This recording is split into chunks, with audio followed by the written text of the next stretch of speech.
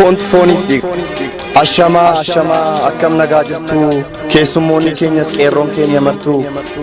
nagaan siin gaafadha nageenyatu dursa nagaan dhorkinaan rakkoon nu bobeessa nageenyi dhabamnaan koolammiin dararame kaan qe'eerraa buqqa'e kaan karchalleetti hidhame ormi silaa ormumaa oliif gadi nu oofa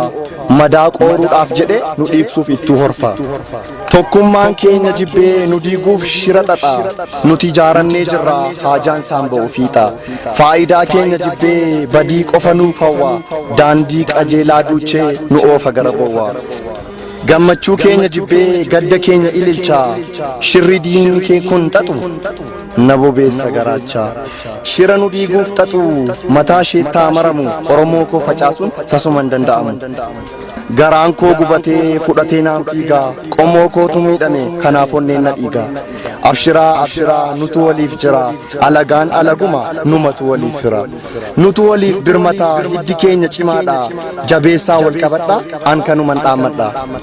abdii hin kutatinaa akka dhiitetti naftu nuuf jecha wareegamanii qeerroon keenya hedduutu nutis kanaaf ni jirraa dhufneerraa isin dubbisu osoo lubbuudhaan jirru qilleensi isin irraasu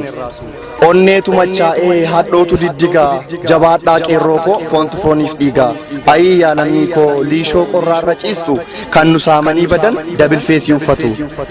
midhaan nyaataa dhabdanii kan dur namaaf laattanu abshir qeerroodhaa jiru lammaffaan beeloftanu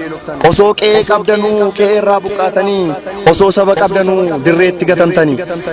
kun qomoo koof hin malu kabajamaa koo sabni nutu waliif birmannaan oduu odeessus namni kun isiniif hin malu isin kabaja qabdu miidhamuu keessan kun waan garaa nama waadu abbaa biyyaa taatanii oliif gadi baqachaa garuu kun maaliif ta'e nama gubaa garaachaa yeroon kan isaanii darbee inni keenyaanuuf taa'u rakkinni uummata koo baay'atee maaf hin ga'u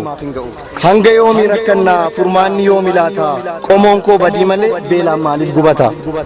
maali yaa uumaa koo ati maaliif ustaa uumamni kee miidhamee maaliif ijaan ilaalta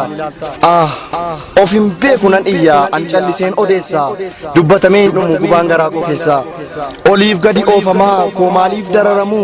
isaanis nuyiif dhiiga maaliif ijaan laalamu